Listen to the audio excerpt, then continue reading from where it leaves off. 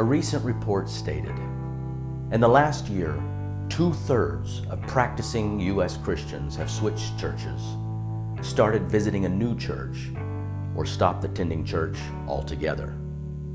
Hi, I'm Pastor Tom. I pastor Omega, Texas, a new church in Collin County, which is desperate for a genuine move of God. My heart is broken that so many people have turned away from the church or been driven away, no longer believing that the body of Jesus has the answers for their pain and for their suffering.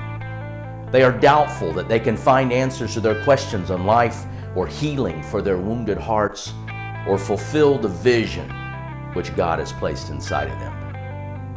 It is clear the church has failed our generation. As churches look to strategize how to exist post-pandemic, and as they begin welcoming people back to church, most are attempting to rebrand the same failed structure that is devoid of the leadership and the freedom of the Holy Spirit of God, and unfortunately, most will produce the same result. However, there is good news. I believe that there are many people who, although they are tired, they are not ready to quit searching for a place where God can step down and display His glory to this broken world. These people long to be a part of something which is pleasing to God, something that will develop their purpose in this generation. The world is skeptical of Christianity, and rightly so. The movement that began years ago in fire and in passion and in truth, that produced a spiritual revolution so powerful that it produced mighty personal transformations. It was marked with the hand of God in many victories, through persecutions and miracles. Yet this body has lost its focus.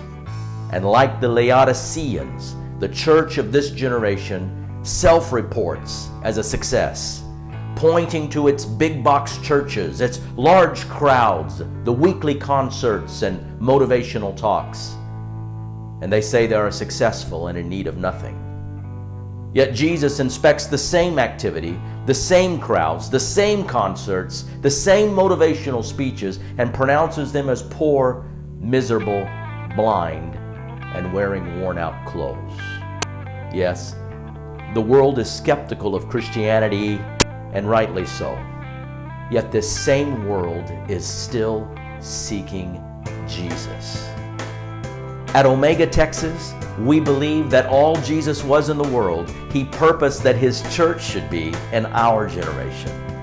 The means by which this has always been accomplished is the outpouring of the Spirit of God in power into each of us to live out the hope of Jesus, not just in words, but in demonstration of the authority of God over all sin, all sickness, and all oppression. We invite you to prayerfully consider becoming a part of building Omega, Texas. Habakkuk chapter 3, verse 2. Lord, I have heard the report about you. Lord, I stand in awe of your deeds. Revive your work in these years. Make it known in these years. In your wrath, remember mercy. The time to fulfill your God-given dreams and purpose is now.